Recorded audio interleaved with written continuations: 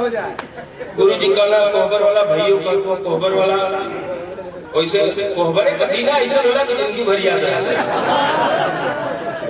एक लड़का का बियाह हो गया, पहले छोटपने में बियाह हो जाता, बियाह होगा लौट गया अपने बियाह के समय संगी साथी मिलने का का हो बियाह हो कहा भैया भगवान की दया से हो गया। कहा कि पूरे बारात बना के लिए बड़ा मजा आया। कहा कि मजा तो बहुत आया। कह चल बेटा हिंदू रीति रिवाज के हिसाब से मड़वा में बियाह भले फिर कोहबर में गए कहा राजा कोहबरे में तो मजा आया। आप देखा कविता अच्छा कविता में कुछ ना खाली जो अपन समाज का अपने बोल चाल का शब्द जवन लोग फैल जाता वही को संग्रह देख ले समायोजन कि खुश भैया बाबू रकम लेके भारी मर देना हमारे कपारे पे मारी। खुश भैया बाबू रकम लेके भारी मर देना हमारे कपारे पे मारी। मुड़ी लटकावे के आई गई पारी रहल छोट कोहबर के घर के दुआरी कहे गईला किसके काहे खाते जामा खाते मऊर भेली लगली ले जाए हम एकदम बटुर गईली। ये खाते जामा खाते मऊर भेली लगली ले जाए हम एकदम बटुर गईली।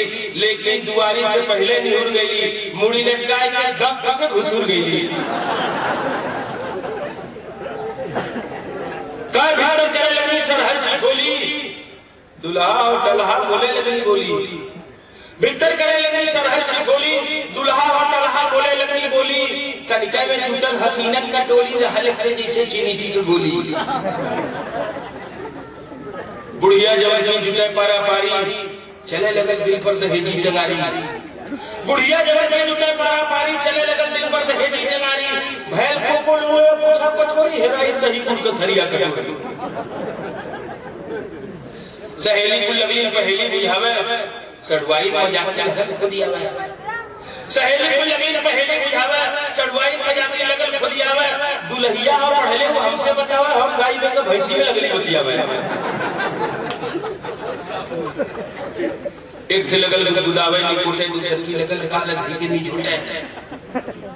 एक ठे लगल गुदावे नी कोटे दूसर की लगल काल धई के नी झूठे। पहाड़ा सुना के पीठी में जी कोटे तब काकर भैवा लगल जी को चोटे।